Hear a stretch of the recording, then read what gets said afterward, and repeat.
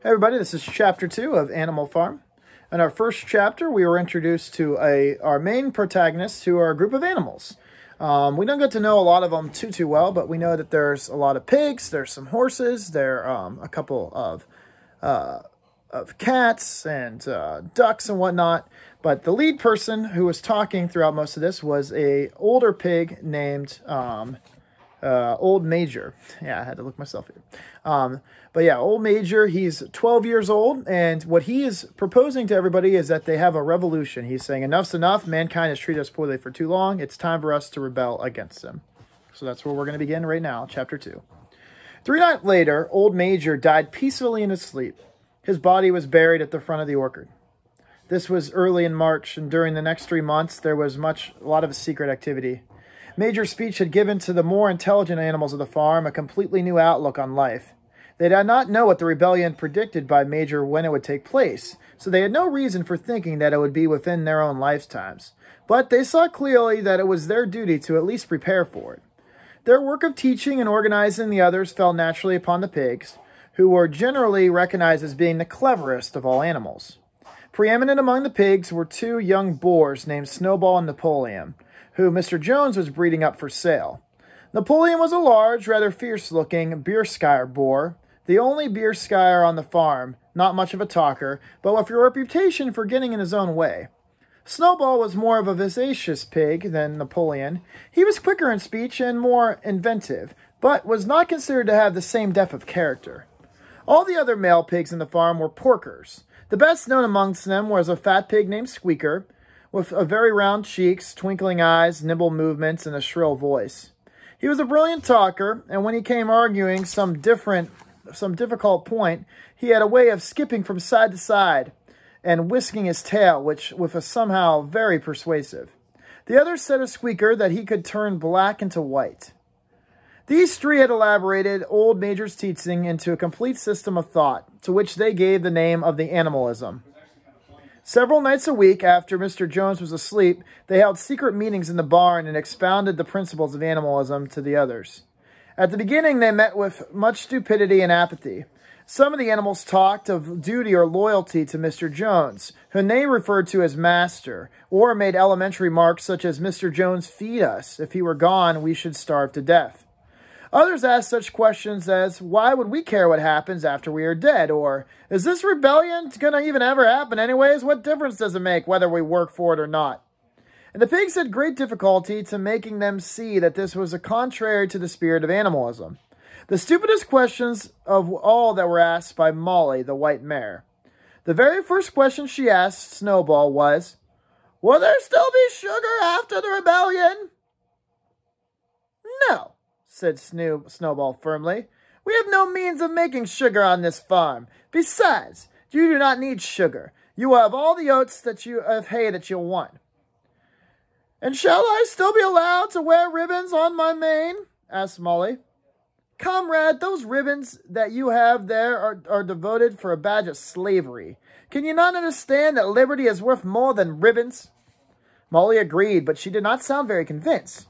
The pig had an even harder struggle to counteract the lies put out by Moses, the tame raven. Moses was Mr. Jones's special pet.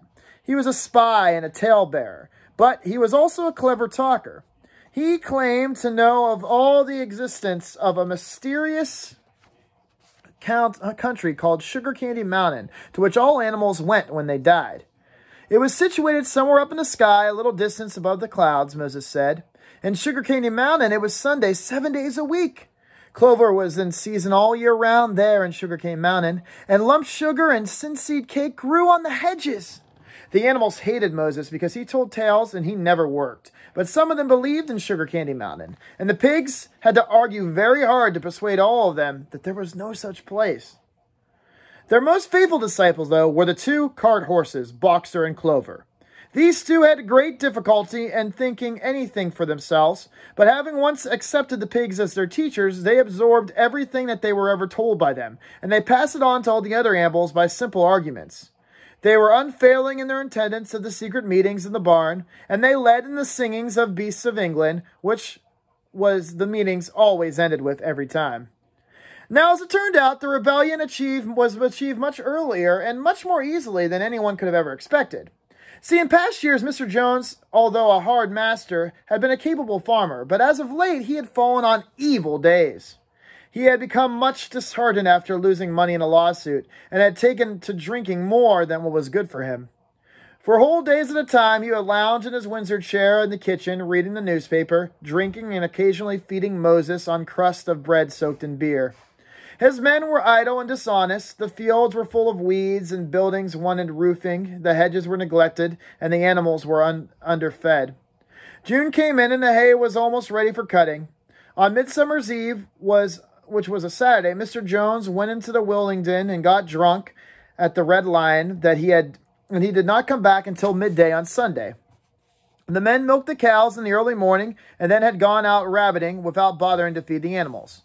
When Mr. Jones got back, he immediately went to sleep on the drawing-room sofa with the news of the world over his face, so that when evening came, the animals were all still unfed. At last, they could stand it no longer. One of the cows broke the door and the store shed with her horns, and all the animals began to help themselves in all of Mr. Jones's bins. It was just at that time, then, that Mr. Jones woke up. The next moment, he and his 4 men were in the store shed with whips in their hands, lashing out in all directions. This was more than the hungry animals could bear, though, and with one accord, though nothing of the kind had ever been planned before, they began to fling themselves upon their tormentors. Jones and all his men suddenly found themselves being butted and kicked from side to side. Their situation was quite out of their control. They had never seen animals behave like this before, and sudden uprising of creatures whom they were used to thrashing and maltreating just as they choose frightened them almost out of their wits. After only a moment or two, they gave up trying to defend themselves and took to their heels. A minute later, all 5 of them were in a full flight down the cart track that led to the main road, with the animals pursuing them in triumph. Mrs. Jones looked out the bedroom window, saw what was happening, and hurriedly flung a few possessions into a carpet bag, slipped out of the farm by another way. Moses sprang off the perch and flapped after her, croaking loudly. And meanwhile the animals chased Jones and his men out of the road and slammed the 5-barred gate behind them. And so, almost before they even knew what was happening, the rebellion had been successfully carried through. Jones had been expelled from the farm, and now the Manor Farm was theirs. And for the first minutes, the animals could hardly believe in their good fortune. Their first act was to gallop and the body right around the boundaries of the farm, as though they were going to make quite sure that no human being was hiding anywhere upon it. And then they raced back to the farm buildings to wipe out the last traces of Jones's hated regime. The harness room at the end of the stables was broken up, and the bits and the nose rings and the dog chains and the cruelest knives with which Mr. Jones had been used to castrate the pigs and lambs, they were all flung down the well. The reins and the halters, the blinkers, the degrading nose bags, they were all thrown in the rubbish fire that was burning in the yard. And so were the whips, and all the animals capered with joy when they saw the whips being thrown up in the flames. Snowball also threw onto the fire all the ribbons which the horse manes and tails usually had been decorated on market days. "Ribbons," he said, "should be considered as clothes which are marked of a human being, and all animals should from now on go naked." When Boxer heard this, he fetched the small straw hat which he wore in the summer to keep the flies out of his ears, and he flung that hat right into the fire with the rest of it. In a very while, the animals had destroyed everything that reminded them of Mr. Jones. Napoleon led them back to the store shed and served out a double rations of corn to everyone with 2 biscuits for each dog. And then they sang Beasts of England from end to end 7 times running. And after that, they settled down for the night and slept as if they had never slept before. But they woke up at dawn as usual, and suddenly they remembered the glorious things that had happened. They all raced out into the pasture together. A little way down the pasture, there was a knoll that was command a few of the most of the farm. The animals rushed to the top of that knoll and gazed around them in the clear morning light. Yes, the entire farm was theirs. Everything that they could see was theirs.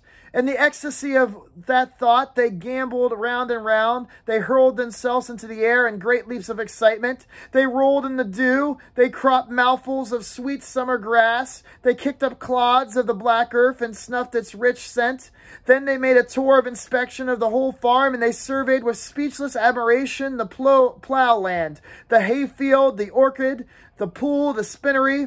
It was as though they had never seen these things before, and even now they could hardly believe that all this was their own. Then they filed back to the farm buildings and halted in silence together outside the door of the farmhouse. This was now going to be theirs too, but yet they were frightened to go inside. And after a moment, however, Snowball and Napoleon butted the door open with their shoulders, and the animals entered in a single file, walking with the utmost care for fear of disturbing anyone who might be inside. They tiptoed from room to room.